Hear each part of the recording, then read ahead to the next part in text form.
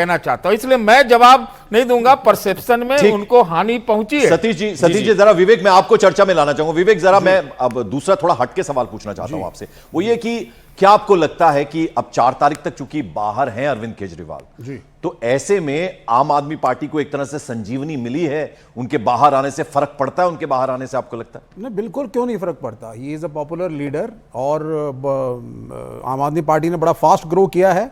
अगर आप देखें तो 10-11 साल के अंदर अंदर पार्टी ने 2 राज्यों के अंदर, नहीं मैं नतीजों को लेके पूछ रहा हूं आपसे। हाँ, मैं भी कह रहा हूं, जिस तरीके से अब when the leader is out वो ज्यादा टाइम स्पेंड कर सकते हैं। कोर्ट का निर्णय था, कोर्ट के निर्णय को हमें मानना चाहिए और कोर्ट ने उनको दिया है। और ऑनरेबल प्राइम मिनिस्टर ने इस पर भी टिप्पणी करी, मेरे हिसाब से नहीं करनी चाहिए थी इनको। प्राइम मिनिस्टर कह रहे हैं कि भाई ये तो एक तरीके से एक ट्रेंड बन गया कि आपको छोड़ा गया है, लेकिन नहीं, उनको कोर्ट ने छोड़ा है। वो नेता हैं, पॉपुलर नेता हैं, मेहनत कर रहे हैं। और सबसे बड़ी बात करनी चाहिए थी विवेक जी, किस पर? प्राइम मिनिस्टर ने भी तो यही कहा है ना, किस पर नहीं टिप्पणी करनी चाहिए थी भाई? इसी बात पे कि अरविंद केजरीवाल को जो छोड़ा कोर्ट ने, उसके ऊपर प्राइम मिनिस्टर ने टिप्पणी करी है आपके इंटरव्यू में। नहीं, उस पे नहीं, उस पे कहां टिप्पणी की है? हाँ, अमित शाह ने शायद करी, ठीक है, दोनों में से एक में, दोनों इंटरव्यूज में करी। वही मैं कह रहा हूं, ऐसा कोई टिप्पणी उन्होंने नहीं की है। नहीं, तो अमित शाह ने कर दी, अमित शाह ने कर दी। बल्कि बेल के नॉर्म्स को तोड़ने का काम तो केजरीवाल ने किया। बाहर आकर केस के मेरिट पर उन्होंने बात की। नहीं, let the court decide, the court has, वो तो कोर्ट तय करेगा, वो नहीं कह रहा हूं। कोर्ट ने जो बेल दी थी उसमें कंडीशन था कि आप केस पर बात नहीं करेंगे। केस पर बात तो अरविंद केजरीवाल ने खुद की कि मेरे घर से कुछ नहीं मिला, शराब घोटाला है ही नहीं। बल्कि उन्होंने यहां तक कहा, विवेक जी, वो आपने भी सुना होगा, कि मुझे जिताओगे तो मैं जेल नहीं जाऊंगा, मुझे जेल जाने से बचाना चाहते हो तो बटन दबाओ। जैसे कि जज जो है वहां कोर्ट पर सवाल उठाना हो कि जज वैसे तय करते हैं कि जो जीतता है हारता है उस हिसाब से कोर्ट में सब कुछ तय होता है। तो ये सारे बयान मेरे ख्याल से। अच्छा, हर्षवर्धन त्रिपाठी आप जो है वरिष्ठ पत्रकार, वो मेरे साथ जुड़ चुके हैं। हाँ बिल्कुल, हर्षवर्धन जी देखिए, आज प्रधानमंत्री का एक्सक्लूसिव इंटरव्यू अभी न्यूज 18 इंडिया पर हमने दिखाया। अमन चोपड़ा उस इंटरव्यू को कर रहे थे, तो उन्होंने, प्रधानमंत्री ने साफ साफ यह कहा कि जिनके ऊपर आपराधिक मामले हैं उनका तो मीडिया में साक्षात्कार ही नहीं होना चाहिए। चार्ल्स शोभराज से तुलना कर दी।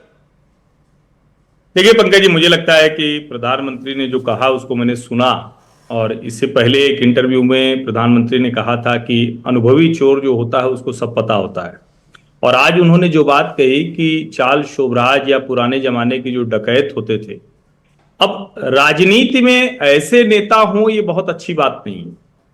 निश्चित तौर पर देश के ढेर सारे नेता हैं, उसमें भारतीय जनता पार्टी के भी नेता हैं जिनके ऊपर भ्रष्टाचार के आरोप लगे हैं, उनके खिलाफ मामले चलते हैं।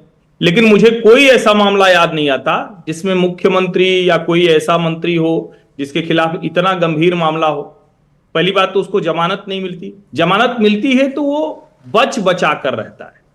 पहली बार एक ऐसा नेता है जो इसको सेलिब्रेट कर रहा है। 21 दिनों की जमानत प्रचार के लिए मिली और उसका दुरुपयोग अरविंद केजरीवाल कर रहे हैं। अब जाहिर है इसको देखना सर्वोच्च न्यायालय को है। केंद्रीय गृह मंत्री अमित शाह ने बहुत साफ कहा था कि बहुतेरे लोगों का देश में मानना है कि इसमें विशेष रियायत दी गई। और अमित शाह क्यों, राहुल गांधी ने भी कहा कि 2 चीफ मिनिस्टर गिरफ्तार हुए, हेमंत सोरेन आदिवासी को आज तक नहीं छोड़ा गया। अब जाहिर है इसका मतलब वो भी टिप्पणी कर रहे हैं। और पहली बार किसी नेता को जमानत मिलने पर इस तरह से तीखी प्रतिक्रिया आई है। अब जाहिर है लोग सर्वोच्च न्यायालय या न्यायालय की अवमानना के डर से नहीं बोलते हैं, लेकिन प्रधानमंत्री मीडिया को कह रहे हैं। लेकिन प्रधानमंत्री चार्ल्स शोभराज से तुलना थोड़ा ज्यादा नहीं हो गया? मतलब वो वैसे बतौर पत्रकार, और आप भी बड़े समय से लगातार करते हैं, चार्ल्स शोभराज से तुलना थोड़ा ज्यादा नहीं हो गया सर? नहीं, मुझे निश्चित तौर पर ये दुखद है। लेकिन आप जरा बताइए मुझे, मैं गंभीरता से पूछ रहा हूं, मैं जानता हूं कि इसका सवाल जवाब होता क्या है कि आज के समय में सबके खांचे तय हैं, हर कोई उसी हिसाब से बात करता है। आप जरा मुझे बताइए कौन सा नेता आज तक ऐसा है? हर्षवर्धन जी, आपने कहा दुखद है, क्या दुखद है? नहीं, चार्ल्स शोभराज का नाम आ रहा है एक नेता के साथ, ये दुखद है। अच्छा, प्रधानमंत्री को नहीं करना चाहिए था ये आप कह सकते हैं, लेकिन मैं इसके आगे एक बात पूछ रहा हूं। कोई नेता आज तक आपको ऐसा दिखा जिसने ऐसे इस तरह से मोबाइल की फॉर्मेटिंग करवा दी हो, मोबाइल तोड़ दिया हो? किसी मुख्यमंत्री के आवास में आपने किसी उसी पार्टी की महिला सांसद को पिटते देखा है? घोटाले का किस किस तरह का काम हुआ? और देखिए, चार्ल्स शोभराज से तुलना जब करते हैं, प्रधानमंत्री नरेंद्र मोदी ने भी बहुत सोच कर बोला चार्ल्स शोभराज क्या था, वो ठग था।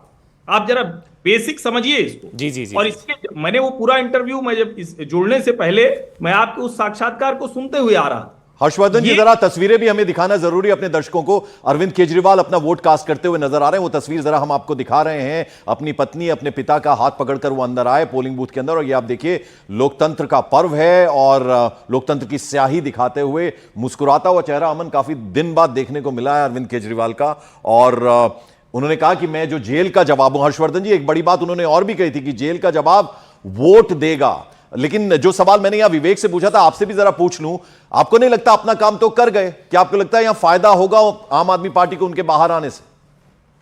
देखिए पंकज जी, आम आदमी पार्टी को उनके बाहर आने से फायदा नहीं होगा। ये कोई एकदम नासमझ हो राजनीति का वही मानेगा। पार्टी मर गई थी भाई, अरविंद केजरीवाल बाहर आए, जिंदा हो गए।